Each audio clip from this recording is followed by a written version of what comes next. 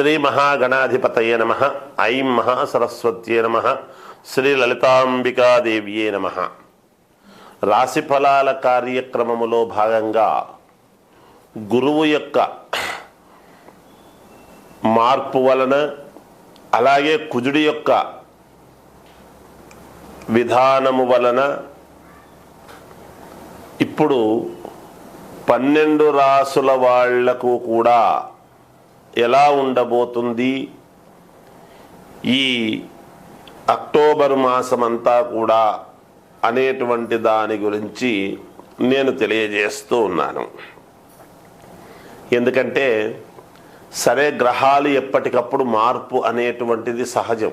మొన్నటిదాకా మేషంలో గురువు కుజగురువులు ఇద్దరూ కలిసి ఉండేటువంటి దాని వలన కుజగురువులు ఇద్దరూ కూడా వృషభములో ఉండేటువంటి దాని వలన ఆ వృషభ రాశి నుంచి గురువు మార్పు అనేటువంటిది జరిగినది.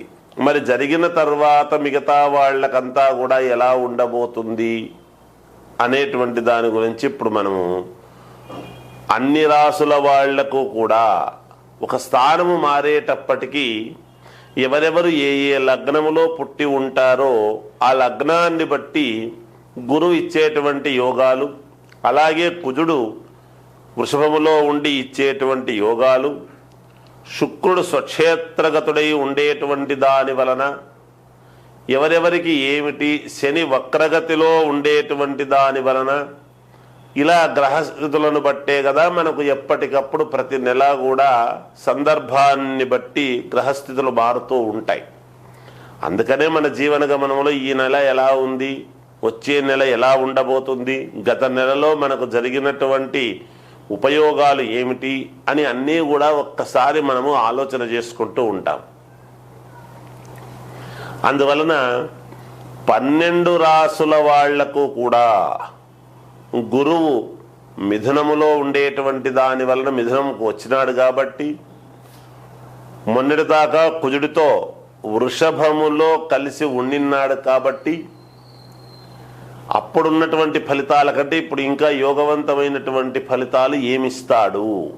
ఏది ఏమైనా వ్యక్తిగతమైనటువంటి జాతకం అనేటువంటిది చాలా అవసరం. ఎందుకంటే రాసుల ప్రకారముగా ఎప్పుడూ కూడా మంచివి. మనం నక్షత్రాన్ని బట్టి వ్యక్తి యొక్క గుణగణాలు అనేటువంటివి తెలుస్తాయి. ఎప్పుడూ కూడా రాసుల ప్రకారముగా ఏమి తెలుస్తుంది, ఎందుకు రాసులు చూసుకోవాలి అంటే మన జీవితంలో జరిగేటువంటి మార్పులు రాసుల ప్రకారముగానే జరుగుతాయి. ఒకసారి పుట్టిన తర్వాత ఆ వ్యక్తి యొక్క గుణగణాలు మారవు కదా. ఆ నక్షత్రాన్ని బట్టి ఆ గుణము మనిషి యొక్క ప్రవర్తన ఇలాగే ఉంటుంది అని తెలుస్తుంది. కానీ ఆ మనిషి స్థితిగతులను మార్పు చేసేటువంటిది, మార్పు జరుగుతూ వచ్చేది రాసుల ప్రకారమే మార్పులు అనేటువంటివి జరుగుతాయి. అవి మనము గ్రహించాలి. అందుకని ఎవరు ఏ లగ్నములో పుట్టారు అనేటువంటిది చాలా అవసరము. అందుకే వ్యక్తిగతమైనటువంటి జాతకాలు ఎప్పుడూ కూడా మనము ఒకరు అని ఒక నమ్మిక అని పెట్టుకుని ఒక వ్యక్తి దగ్గర అని చూపించుకుంటూ కంటిన్యూగా ఎలా ముందుకు వెళితే బాగుంటుంది. ప్రతి వాళ్లకు కూడా ఒక ఆఫీసరు, పై ఆఫీసర్ గైడెన్స్ను బట్టి కదా ప్రతిరోజు కూడా ఒక సంస్థలో పనిచేస్తూ దాని యొక్క ప్రకారంగా నడుపుతుంటాడు. మానవ జీవితము కూడా ఇలా మీకు నచ్చిన వాళ్ళ దగ్గర చూపించుకొని వాళ్ళు చెప్పినట్టుగా గనక మీరు అడుగులు వేస్తున్నారు అంటే మీకు తప్పకుండా విజయము లభించి తీరుతుంది. ఈ అక్టోబర్ మాసమంతా కూడా ఎలా ఉంటుంది అని ఇప్పుడు నేను తెలియజేస్తాను. మీనరాశి వారికి ఈ అక్టోబర్ మాసమంతా కూడా ఎలా ఉంది అంటే బాగుంది అనే తెలియజేస్తూ ఉన్నాను. మీనరాశి వారికి మీనములో రాహువు ఉండినా మిగతా గ్రహాల యొక్క అనుకూలత వలన మీకు చాలా యోగవంతముగా ఉన్నది. చదువుకునేటువంటి వాళ్లకు మంచి అవకాశాలు ఉన్నాయి. మిత్రుల యొక్క సహాయ సహకారాలు పూర్తిగా మీరు తీసుకుంటారు. అలాగే సంఘములో గౌరవ మన్ననలు మర్యాదలు మీకు పెరుగుతాయి. గృహమునందు వివాహ శుభకార్యాలు లాంటివి చేస్తారు. సంతానము అభివృద్ధి, సంతానానికి కావాల్సినటువంటి యోగవంతమైనటువంటి నిర్ణయాలు తీసుకోవటము కానీ, లేదా ఈ రాశి వాళ్లకు సంతానము నిలబడటము కానీ జరుగుతుంది గాక. అలాగే ఇంట్లో పెద్దల యొక్క సౌఖ్యము అనేటువంటిది ఆశీర్వచనము మీకు తప్పకుండా ఉంటుంది. దైవానుగ్రహము అనేటువంటిది పరిపూర్ణముగా మీకు ఉన్నది. భార్యాభర్తల మధ్య అన్యోన్యత అనేటువంటిది పెరుగుతూ ఉన్నది. ప్రయత్న కార్యముల యందు జయము కలుగుతుంది. అలాగే ఉద్యోగ ప్రాప్తి, ఉద్యోగాలు లేనటువంటి వాళ్లకు ఉద్యోగాలు రావటం అనేటువంటిది జరుగుతుంది. స్థిరత్వము కలుగుతుంది. ధనలాభము సంభవించును. మీకు ఏది అనుకున్నా అనూహ్యముగా ధనము లాభము అనేటువంటిది ఉన్నది. కొన్ని సందర్భాలలో విపరీతముగా ప్రయాణాలు చేయవలసినటువంటి అవసరము రావచ్చును. సమయానికి తిండి నిద్ర అనేటువంటివి చూసుకోండి. పిత్రార్జితము అనేటువంటి దాని వలన మేలు జరుగుతుంది గాక. మీకు ఏది ఏమైనా మీనరాశి వారికి చాలా అనుకూలముగా ఉన్నది. జయోస్తు. అన్ని రాశుల వాళ్లకు కూడా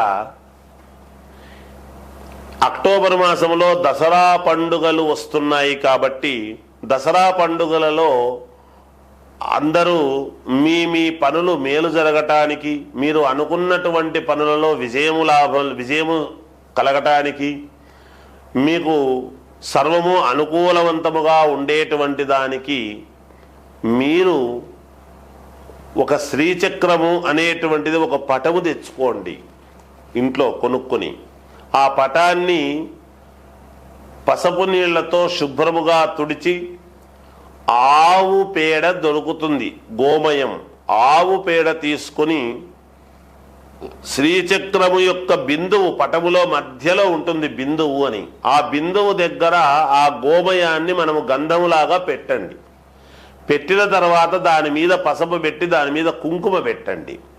పెట్టిన తర్వాత ఈ దసరా 10 రోజులు కూడా సాయంకాలము పూట 5 గంటల నుంచి 7 గంటల లోపల, 5 నుంచి 7 గంటల లోపల మీ ఇష్టం, సాయంకాలం కొంచెం నిష్టగా మహాలక్ష్మి అష్టోత్తరము అనేటువంటిది ఆ పటము మీద వేస్తూ రాండి. రోజు కూడా ఆ కుంకుమతో మామూలుగా లక్ష్మీ అష్టోత్తరం, ఓం ప్రకృతై నమః వికృతై నమః అనేటువంటి అష్టోత్తరము ఉంటుంది. అది చదివి అక్కడ కుంకుమ వేస్తూ ఆ కుంకుమ మీరు ధరిస్తూ రండి. ఈ 10 రోజులు ఆ పని చెయ్యండి. తప్పకుండా మీరు అనుకున్నటువంటి పనులు నెరవేరటానికి మేలు జరుగుతుంది. శ్రీచక్రము అనేటువంటిది మూలం, అమ్మవారి యొక్క మూలదేవత. సర్వదేవతలు శ్రీచక్రములో ఉన్నాయి. అందరు అమ్మవార్లు ఉంటారు అందులో. ఆ పటము తెచ్చుకొని మీరు దేవతాస్థానములో ఉంచుకొని కాస్త శుద్ధిగా ఈ 10 రోజులు గనక మీరు చేస్తున్నారు అంటే మీకు మేలు జరుగుతుంది అని తెలియజేస్తూ జయోస్తు.